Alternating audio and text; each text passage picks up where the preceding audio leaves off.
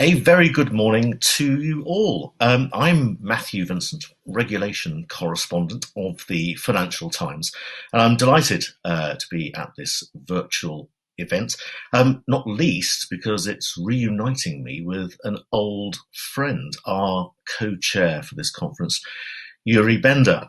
Now, Yuri and I go back many years. We were first colleagues on a magazine in the 1990s.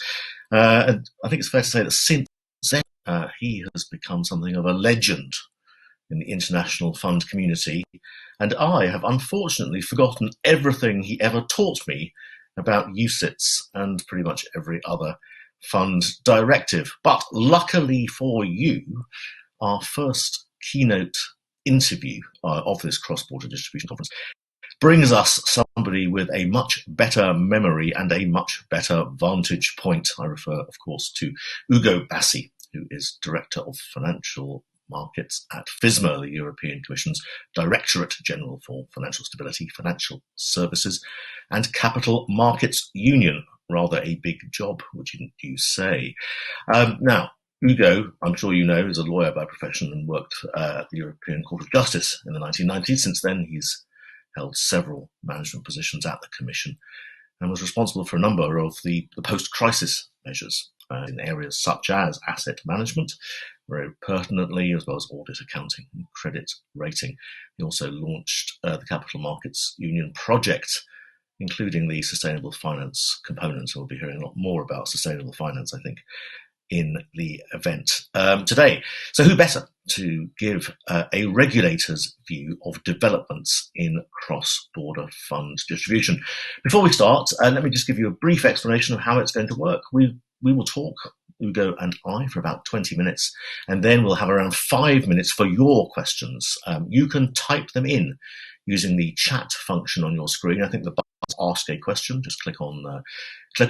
The questions will then be sent through to me, and you can post questions throughout the day in all sessions if you'd like to have them addressed. You can also post your thoughts and opinions on social media using the hashtags crossborderLU and hashtag crossborder2021. Now, if you want to watch any of this again, you can. All the sessions will be available on demand for 2 months at crossborder.live.ft.com. You can also head over to the sponsor page to visit the sponsor hubs at any time you like. But let's begin our first keynote interview. Ugo, thank you very much indeed for joining us. And let's start really where a lot of this began, the UCITS directive. And my question to you is, well, we all know about UCITS, but what is the next regulatory frontier?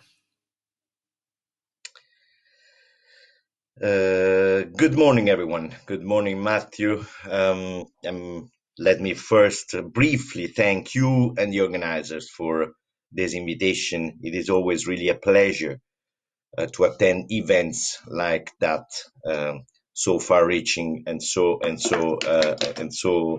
well organized, although under these conditions. UCITS is a success story. It's a brand which is worldwide known, universally recognized as a very efficient brand, as a very appropriate vehicle for what it is, which is basically open-ended, diversified, liquid, very liquid, and suitable for retail investors, collective investment funds.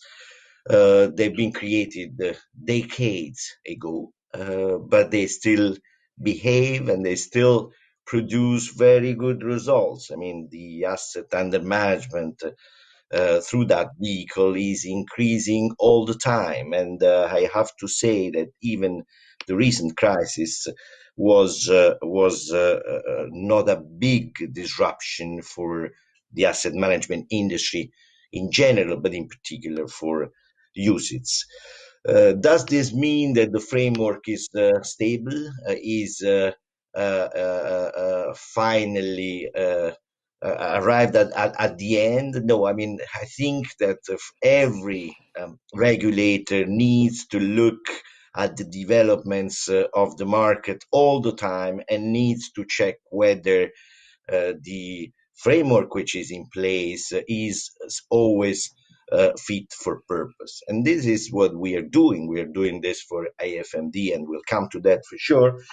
And we continue to do it for UCITS as well. The most recent amendment, the most recent adjustment was, as you may well know, the cross-border distribution of funds,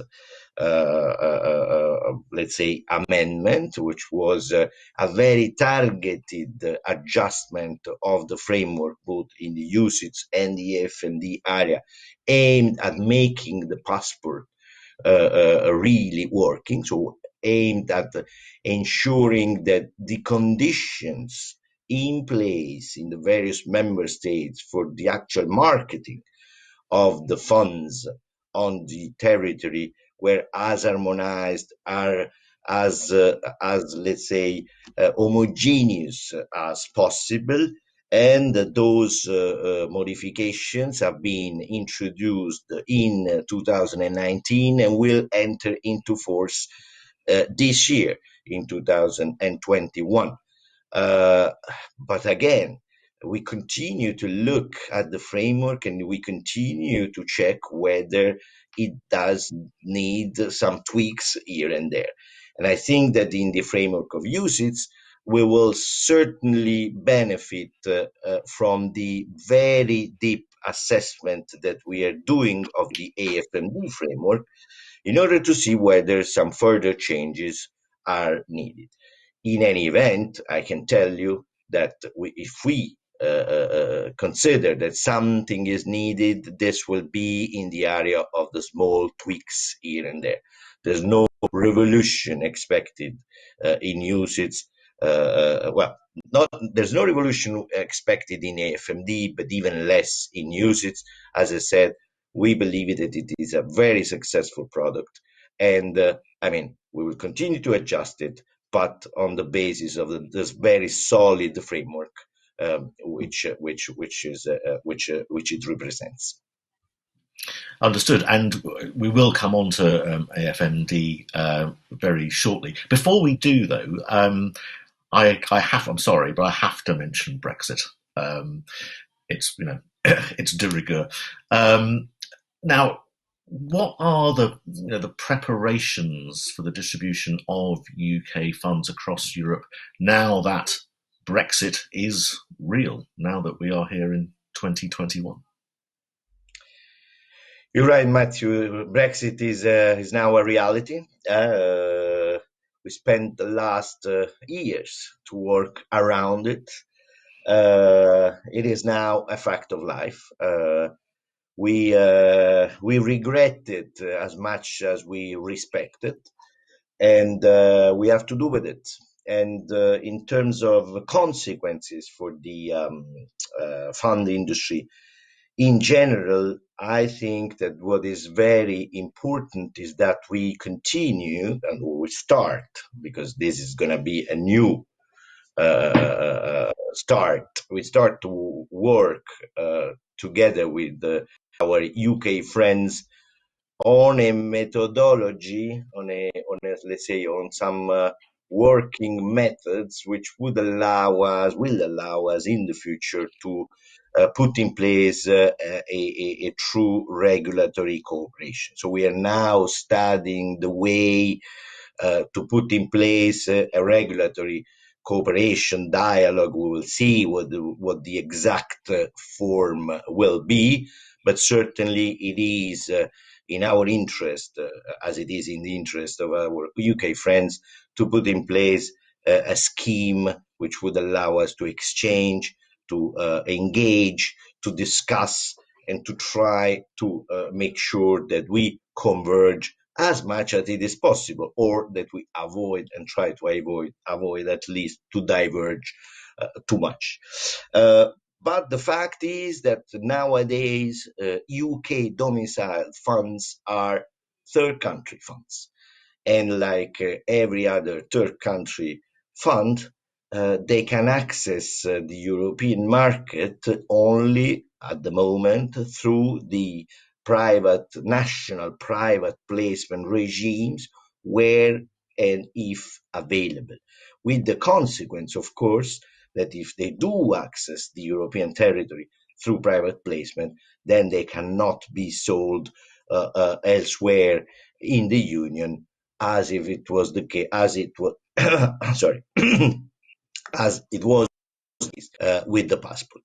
So this is something, as I said, that it's a reality. Now we will look at how to make sure that this is not too disruptive, also for the interconnections that exist between the two markets.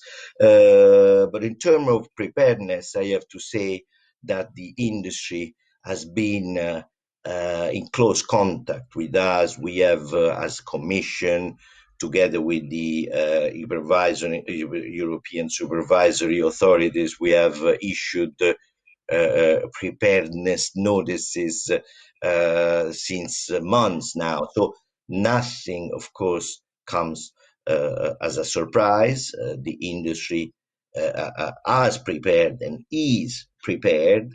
Of course, as I said, we're going to put everything we can in place in order to minimize the damages and the disruptions.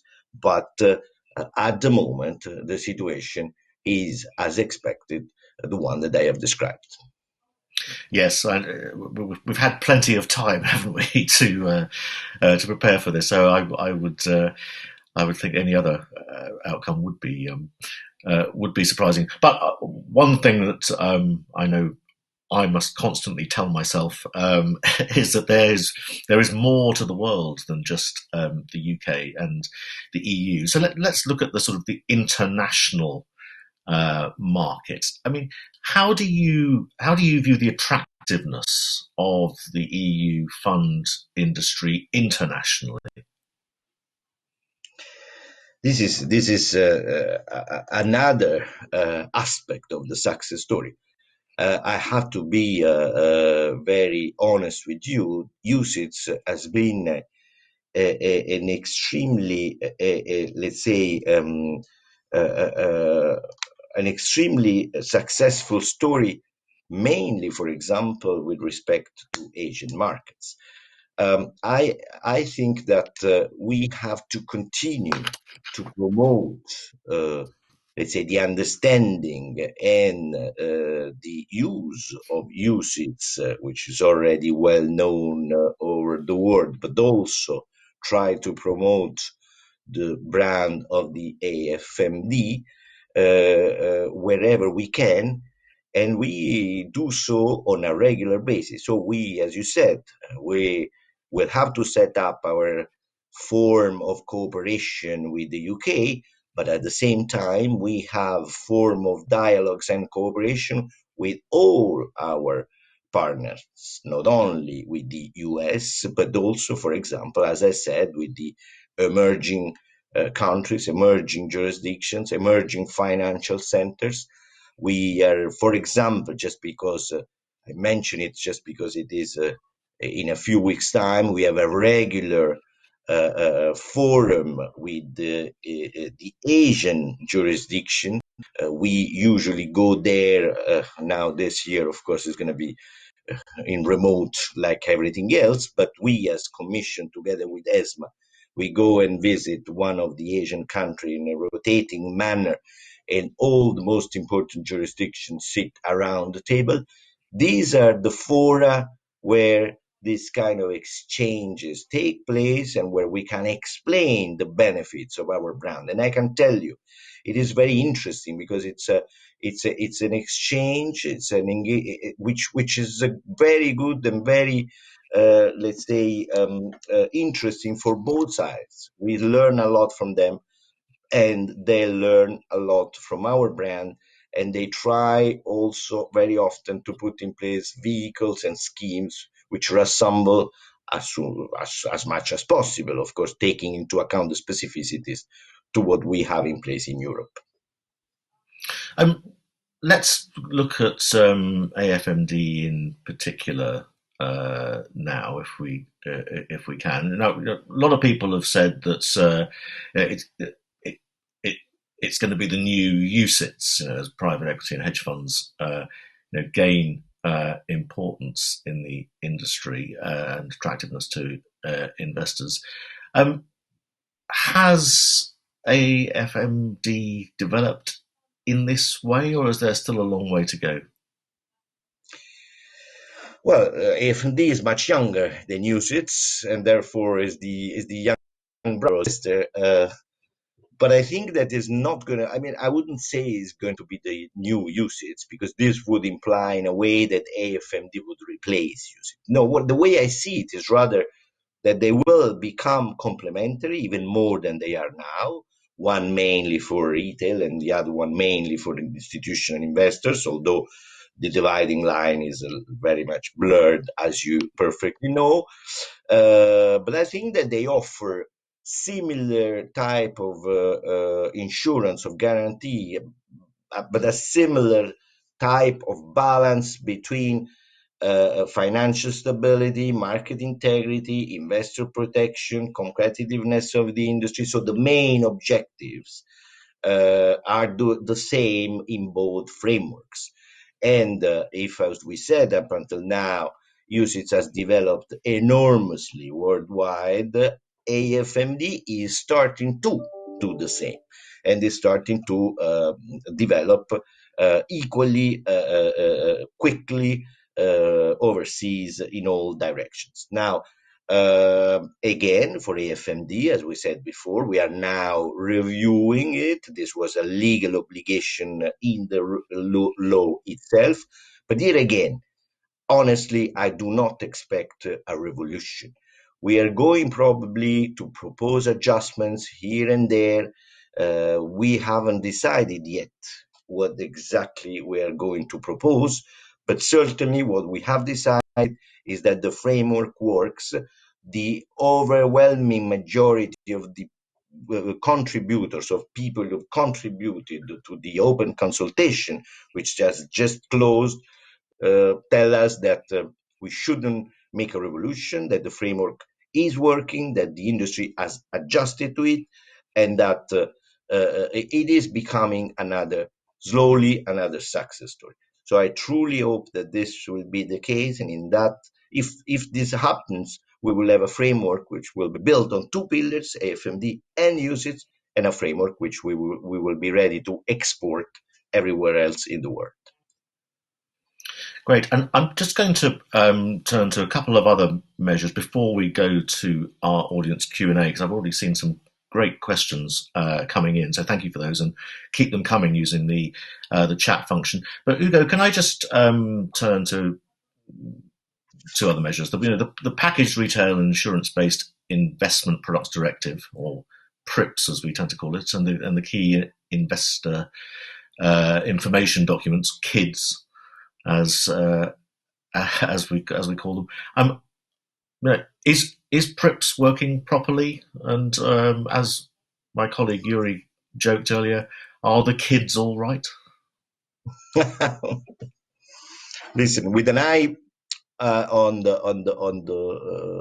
the watch, I'll try to reply very briefly to this question because I think we want to give some time for the questions from the audience. Yes. Correct me if I'm wrong. But I think that the PRIPS project, I have to be very honest, it started like something which we thought was not only clear in terms of objective, but also pretty easy to put in place. This is about making sure that investors, and in particular retail investors, have the right type of information, the exact amount of quality information that they need in order to make informed choices when they invest. And we wanted this to basically cover the largest spectrum possible in order precisely to extend the benefits that we thought would come from these rules to the largest audience of investors possible. It turned to be pretty challenging, probably precisely because of the very wide scope. The fact that it covers a number of very different type of products with different peculiarities and specificities makes it difficult and sometimes made it difficult also for some sectors of the industry to accept rules which they considered not fit for purpose in relation to their own business models. So we are still working in order to make sure that this is fine functioning the way we want. Some further work is required, some further alignments are needed. The objective remains, in my view, laudable, and it is something that we have to work on together in order to make it work. But we're not there yet. We will be there at some point. Some more work is required, but we need we need a little bit of time in order to adjust a few things here and there. And as I said, in the interest of time, I would stop here so that we can dig into the issues of greater interest for you and for the audience. Thank you. Good. Thank you. Well, thank you for that very honest assessment. And let's go straight to our audience questions. We've had a number of particularly good ones. I think people are very keen to question a regulator. So let's go to this one first about the delegation regime. Do you, Ugo, anticipate changes to the delegation regime for asset management, not just for managers based in the UK, but also from other regions? Well, I see that this is a very a question which is dear, of course, to the industry, and it's a very sensitive issue. We have to look at this issue from the perspective of the objectives that I've mentioned before, and we have no interest whatsoever to disrupt a business model which is working and which has proven to be efficient, not last for the long-standing tradition that it has. So we are not planning to introduce changes aimed at disrupting or imposing to modify industry, to modify a business model which we realize and understand is working. On the other hand, we cannot allow a use of this business model which is made or which has as objective or as simply as effect to circumvent the rules. So again, we have to just to find the right balance. What does it mean exactly? I cannot tell you today. Again, I don't expect revolutions. I do not expect completely new rules on that specific point. But it is clear, and we have to be clear, the delegation cannot be used in order to circumvent the rules. What is needed is something which makes sure that all the financial stability, market integrity, investor protection objectives, which are at the heart of the rules that we put in place, are likely to be enforced and implemented on the European territory. What is needed in order to do so exactly, we don't know yet. Is a principle enough? Do we have to specify that principle? What does it mean in concrete terms? We will see. But in terms of objective, I want to be clear. We don't want to disrupt a business model which is working. We don't want to create a situation whereby this business model is used to circumvent fundamental rules. I hope that I've been clear to the extent that I can at this moment in time where decisions have not been taken yet. And in our last few seconds, I'm just going to try and sneak in one very quick last question that lots of people are asking about it, and you can answer yes, no, or don't know. Do you foresee an equivalence decision with regard to the UK, or is it going to be down to member states? Yes, no, or I don't know. That's an easy one. Luckily, you offered me the third one. I don't know. Okay, that's very, very honest. Ugo, thank you very much. I'm sorry I couldn't get to more questions. There'll be plenty of opportunity later in the sessions. That's all we have time for. Thanks, Ugo Bassi of the European Commission, and to you for your time and your questions. Remember, the audience can all head over to the sponsor pages, visit the sponsor hubs at any time, share your thoughts on social media using those hashtags.